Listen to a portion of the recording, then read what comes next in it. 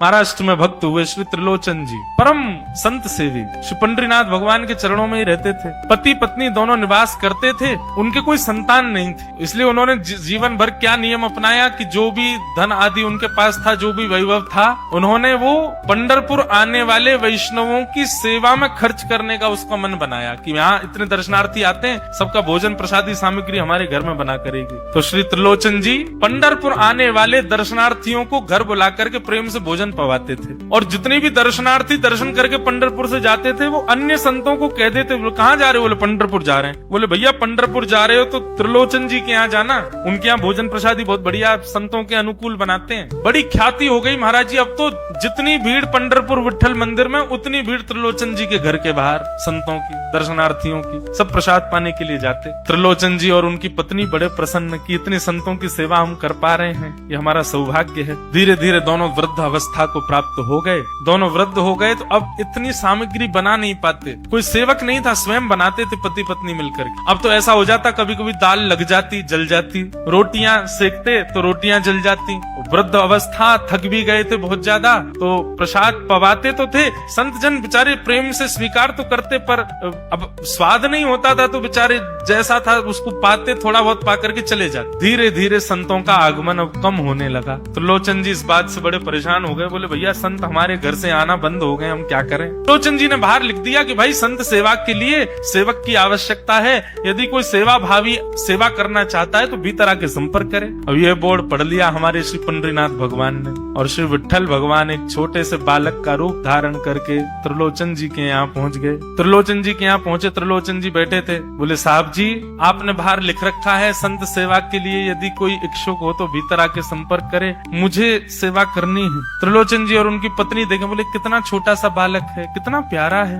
ये तुम्हारे माता पिता नहीं है? बोले होंगे तो पता नहीं, मुझे तो पता नहीं, मैंने कभी देखा नहीं अपने माता पिता को, मैं अकेला ही हूँ, ना मेरे कोई भाई है, ना कोई मेरे मित्र है, ना मेरे कोई बंधु है, ना मेरे माता पिता, मैं अकेला ही हूँ। त्रिलोचन जी की पत्नी को तो इतनी दया सी आ गई, अरे राम राम बेचारा अकेला बालक, अच्छा चलो ठीक है तुम यहाँ सेवा कर लेना, लेकिन कुछ नियम है उनको सुन लो। सबसे पहले तो अपना नाम बताओ, तुम्हारा नाम क्या है? विठल भगवान ही थे वो तो, छोटे से बालक के रूप में गए थे। बोले मेरा नाम है अंतर्यामी। त्रिलोचन जी बोले नाम सुन करके तो ऐसा लगता है जैसे सच में अंतर्यामी है क्या? अच्छा बेटा अंतर्यामी सेवा करोगे? बोले ये सेवा करना तो मेरा जन्म जन्मांतर का काम है, मैं यही तो करता हूँ, संतों की सेवा करना, वैष्णवों की सेवा करना, भक्तों की रक्षा करना, ये मेरा जन्म सिद्ध अधिकार है, मैं इसी के लिए ही आता हूँ। त्रिलोचन जी और उनकी पत्नी एक दूसरे का मुख देख करके बोले नेक सा बालक है लेकिन बोलता कैसे? ठाकुर जी तो सत्य बोल रहे थे। बोले अच्छा सुबह एक सब्जी बनानी पड़ेगी, दाल बनानी पड़ेगी, और हमारे यहाँ लगभग 100-150 संत आते हैं, उनके हिसाब की रोटी बनानी पड़ेगी, और सब बेटा तुमको करना पड़ेगा, हम थोड़ा बहुत सहायता कर देंगे, हमसे ज्यादा बनता नहीं है, तुमको ही सब सिद्ध करना पड़ेगा। अंतर्यामी भगवान बोले बिल्कुल निश्चिंत रहो, हम खीर भी बनाएंगे, हम रबड़ी भी बनाएंगे, हम रायता भी बना दिया करेंगे, हम 2-4 सब्जी और बना दिया करेंगे। त्रिलोचन जी बोले नेक सा बालक, सब जानते हो तुम? बोले हाँ हमको सब आता है, दुनिया का कोई काम नहीं जो हमको नहीं आता हो, और सुनिए झाड़ू पोछा बर्तन भी कर देंगे हम। त्रिलोचन जी तो बड़े खुश हो गए, बहुत बढ़िया सेवक मिला यार, ये तो सब काम करता है। लेकिन भगवान बोले लेकिन अब हमारी शर्त सुनो। त्रिलोचन जी बोले तुम्हारी भी शर्त है? बोले हाँ। क्या शर्त है भैया? बोले हमारी पहली शर्त ये है कि हम दुनिया को बना के खिलाएंगे, लेकिन हमको आपको बना के खिलाना पड़ेगा, हम अपने हाथ का बना नहीं पाते। ठाकुर जी बोले हम सारे संतों को बना के पवाएंगे, लेकिन हम अपने हाथ का बना नहीं पाते, आपको हमारे लिए बनाना पड़ेगा। त्रिलोचन जी की पत्नी बोली छोटा सा बालक, इसका आधे हाथ का तो इसका पेट है, एक रोटी में झिक जाएगा ये, इसके लिए मैं बना दिया करूंगा। ठीक है लला तू बिल्कुल चिंता मत करो, तुम्हारे लिए भोजन हम बना दिया करेंगे। हमारी एक शर्त और सुन लीजिए। बोले क्या? हम कितना भी खाएं हमको टोकना नहीं कभी, कि इतना क्यों खा रहे हो? त्रिलोचन जी बोले भैया हम क्यों टोकेंगे, तुम बढ़िया 2-3 रोटी खा लिया करना। बोले 2-3 रोटी तो हमारी दाढ़ में छुप जाती है कहीं पर, हम तो प्रेम से पाते हैं, बस आप लोग ये नियम याद रखना, आप कभी ये मत कहना कि इतना क्यों खा रहे। और सुनिए एक बात, अगर हमारे सामने कही तो अपराध बनेगा ही, आपका नियम टूटेगा ही। किसी और से जाकर के यदि आपने कह दिया कि बहुत खाता है, क्या बताएं, तो हम उसी दिन अंतर ध्यान हो जाएंगे, उसी दिन आपका घर छोड़ के चले जाएंगे। पर दूरते रहना सेवक। त्रिलोचन जी बोले हम क्यों कहेंगे भैया, हम तो कभी नहीं कहेंगे, हम दोनों तुमको वचन देते हैं, तुम प्रेम से रहो, सबका सेवा करो, हम कभी नहीं कहेंगे कि इतना खाता है। भगवान बोले तो ठीक है, फिर कल से सेवा शुरू। अगले दिन महाराज त्रिलोचन जी और पत्नी उठे सवेरे ब्रह्म मुहूर्त में, देखा तो महाराज भीतर ही ठाकुर जी बढ़िया अपनी कमर कस करके, सिर पर ठांटा बांध करके, मुंह पर कपड़ा लगा करके और कढ़ाई में लिए चला रहे हैं, बना रहे हैं दाल। एक हाथ से दाल बना रहे हैं, फिर दौड़ के जाते हैं दूसरी कढ़ाई पे, वहां पर खीर बना रहे हैं, फिर कहीं जाते हैं वहां पूरी उछाल उछाल करके धर रहे हैं। त्रिलोचन जी और उनकी पत्नी देख रहे खड़े खड़े, अकेले ठाकुर जी सब बना रहे हैं। नेक्स्ट सा बालक 8 बजे से संतों की जमात आनी प्रारंभ हो गई, सुबह के समय हो गया। महाराज अकेले ही पत्तल लेकर के दौड़ते हैं, सारे संतों को पत्तल बांट जाते हैं, फिर अकेले ही सामग्री लेकर के जाते हैं और लेकर के सबको बांटते हैं। त्रिलोचन जी कोई सामग्री लेके जाए तो ठाकुर जी बीच में ही आ जाते हैं, बाबूजी आप जाके बैठो, मैं बांट रहा हूँ ना, आप उठ के मत आओ, आप उठ के आओगे सब फैल जाएगा, मैं कर रहा हूँ ना सब। अकेले ठाकुर जी, अकेले अंतर्यामी भगवान सब कर रहे थे। और त्रिलोचन जी और उनकी पत्नी बड़े प्रसन्न, जय हो विठोबा, तेने तो भैया ऐसा लगे साक्षात तुम ही आ गए हो, कितनी कृपा हो रही है, देखो कैसा सेवक मिला है हमें। भली संतान नहीं दी ठाकुर जी ने, लेकिन ऐसा सेवक दिया है जिससे परिपूर्ण आनंद हो गया है। संतों की भोजन प्रसादी हुई, महाराज खूब प्रेम से सब संतों को पवाया। संत भी सब वाहवाही करके गए, बोले वाह त्रिलोचन जी आपके यहाँ खूब बार पाया, लेकिन आज जैसा प्रसादी हमने कभी नहीं पाई। त्रिलोचन जी बड़े प्रसन्न। सब संत चले गए, भगवान तुरंत पोंछा लिया है, पूरे फर्श को मार्जन कर दिया, सब बिल्कुल सारी दरी वरी समेट करके रख दी, सब पत्तल आदि सबको व्यवस्थित कराए, सारे बर्तन मांज करके धर दिए, सब बिल्कुल व्यवस्थित करके और आकर के ठाकुर जी सामने बैठ गए। मैया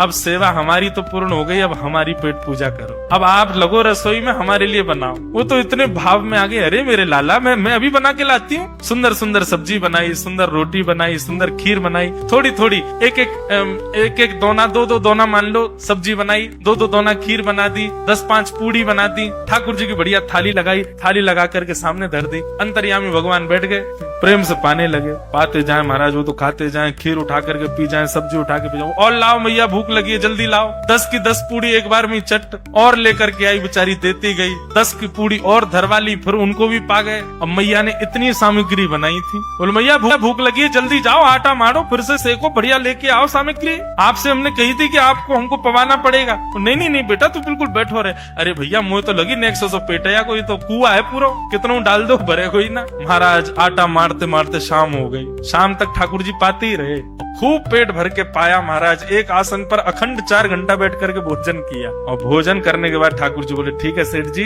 अब आओ, लाओ तेल ले आओ, आपकी नक मालिश कर दूं, आपकी नक सेवा कर दूं, आप थक गए होंगे। त्रिलोचन में नहीं इसकी नहीं क्यों नहीं है, तेल लेकर के उनकी मालिश भी कर दें। इस प्रकार चले। त्रिलोचन जी की पत्नी बेचारी पहले दिन तो कुछ नहीं बोली, दूसरे दिन भी कुछ नहीं बोली, तीसरे दिन उसके मन में आया, बोले ये क्या कर लिया हमने, सुबह जितना भोजन बनना चाहिए उतना तो ये अकेला ही पाता है, सुबह संतों का ये बना देता, पर शाम को इसके लिए जितना बनता वो संतों के बराबर ही बैठता है पूरा। त्रिलोचन जी कहते नहीं तुमको याद नहीं उसने कहा था कभी कहना नहीं ऐसा। बोले हाँ नहीं मैं ध्यान रखूंगी, नहीं कहना है। लेकिन अंतर्यामी भगवान तो खूब प्रेम से घर के सारे काम कर रहे हैं उनके। महीना 1.5 महीना बीत गया, खूब आनंद से सेवा चल रही थी। एक दिन त्रिलोचन जी की पत्नी पड़ोस में किसी के पास बैठी थी, तो पड़ोसी तो होते ही है सब घर के बात बोलने वाले, उन्होंने कह दी बोले कि आपके घर में तो आजकल बड़ी खुशहाली आ गई है। त्रिलोचन जी को देखा चेहरे पे कैसा तेज आ गया, लाल लाल टमाटर जैसे गाल हो गए उनके। बोले अरे वो आया है ना अंतर्यामी सेवक हमारा, बहुत सेवा करता है, प्रसादी वगैरह सब वही बनाता है, वो मालिश करता है उनकी, बढ़िया बढ़िया उनके लिए जूस निकालता है, बढ़िया उनको सब भोजन पानी पवाता है, इसलिए इस वजह से त्रिलोचन जी बढ़िया। वो त्रिलोचन जी तो बढ़िया हो गए, तुम सूख गई हो, तुम इतनी पतली दुबली क्यों हो गई, मेरा दुख कौन जाने। वो सबकी सेवा करता है पर अपनी सेवा मुझसे करवाता है। अरे छोटा सा तो है, ऐसे मटक मटक के जाता है सब्जी लेने, हम तो उसको देखने के लिए खड़े रहते बाहर, कैसे बढ़िया लगता है। कई लोग तो देखने ही आते हैं उसको कि कैसे सब्जी परोस रहा है, कैसे पूड़ी परोस रहा है, कितना सुंदर लगता है। छोटा सा तो है, उसकी क्या सेवा करनी पड़ती है। अरे बहन तुम क्या जानो, 2, 4, 5, 10 किलो आटे की कब कब में रोटियां पूड़ियां खा जाता है चपेट करके, कोई पता नहीं चलती, पेट है कुआ है समुद्र क्या है पता नहीं चलता है, इतना खाता है इतना खाता है इतना खाता है। 4 घंटे की समाधि पर बैठता है एक साथ, थाली नहीं थाल लगाना पड़ता है उसके लिए, इतना खाता है। जैसे ही कहा इतना खाता है, ठाकुर जी अंतर ध्यान हो गए। शाम का समय, त्रिलोचन जी ने बुलाया, अंतर्यामी ओ बेटा अंतर्यामी कहाँ हो, जल्दी आओ, चलो शाम हो गई है, थोड़ी देर बैठे कुछ सत्संग करें कीर्तन करें। अंतर्यामी नहीं आए, पूरे घर में खोज लिया ठाकुर जी नहीं मिले, रसोई घर में खोज लिया ठाकुर जी नहीं मिले, पड़ोसियों से पूछ लिया नहीं मिले, सब्जी मंडी देख आए ठाकुर जी नहीं मिले, पूरा पंढरपुर देख लिया लेकिन ठाकुर जी नहीं मिले, सब जगह खोज लिया ठाकुर जी नहीं मिले। त्रिलोचन जी बड़े उदास हो गए, पत्नी से कहने लगे पता नहीं कहाँ चला गया, कहाँ गया होगा पता नहीं। देवी तुमने उससे उससे ये तो नहीं कह दिया था कि इतना क्यों खाते? बोले नहीं नहीं, मैं तो कान पकड़ती हूँ, मैं कभी नहीं कहती उससे। बोले किसी और से तो नहीं कहा था ना तुमने, क्योंकि उसने वचन दिया था ऐसा कहोगे तो मैं चला जाऊंगा। बोले हाँ, आज एक गलती हो गई, पड़ोसी के पास बैठी थी, उससे बात करते करते मेरे मुख से गलती से निकल गया कि अरे उसके लिए तो बहुत बनाना पड़ता है, 10 किलो आटा खा जाता है, इतना खाता है, तो निकल गया था। समझ गए? बोले ओहो, इसीलिए चला गया, उसको पता चल गया कि तुमने कह दिया है तभी चला गया। त्रिलोचन जी और उनकी पत्नी दोनों श्री पंडरीनाथ भगवान मंदिर के दहली पर जाकर के बैठ गए। जाकर के ठाकुर जी के आगे हाथ फैला करके कहने लगे, बोले नाथ, हे पंडरीनाथ, आपने हमको संतान नहीं दी, पुत्र नहीं दिया, पुत्री नहीं दी जीवन में, हमने कभी उसकी अपेक्षा नहीं की, हमने कभी आपसे शिकायत नहीं की कि हमको संतान क्यों नहीं दी। पर नाथ, एक सेवक हमारे जीवन में आया, और जब से वो सेवक आया हमारे यहाँ संतों की सेवा होने लगी, हमारे यहाँ कीर्तन होने लगा, हमारे यहाँ सत्संग होने लगा, हमारे यहाँ खूब आनंद की उमंग होने लगी। उस सेवक ने हमको आपसे और प्रेम करवा दिया। ठाकुर जी, हम आज आपसे दोनों भीख मांग रहे हैं, हमें कुछ मत दीजिए, आप भी मत मिलिए हमको इस जन्म में, लेकिन हमारे उस सेवक अंतर्यामी को हमको वापस कर दीजिए भगवान, वो जहाँ कहीं भी हो उसको वापस भेज दो हमारे पास। ऐसा कह करके रुदन करने लगे, नेत्रों से आंसू गिरने लगे, चरणों में प्रणाम करके श्री पंडरीनाथ भगवान को रुदन करने लगे। त्रिलोचन जी और उनकी पत्नी, इतने में ही स्वर सुनाई दिया, बाबूजी। अंतर्यामी का स्वर सुनते ही पीछे मुड़ करके देखा तो पीछे तो कोई दिखा नहीं। अरे इधर देखिए, पीछे कहाँ देख रहे हैं? वापस से पंडरीनाथ भगवान की ओर देखा तो श्री पंडरीनाथ भगवान की जगह ही अंतर्यामी बालक खड़ा हुआ है, सामने खड़े होकर के उनको आशीष दे रहा है। त्रिलोचन जी तो भाव विह्वल हो गए, बोले कैसी कृपा नाथ आपकी।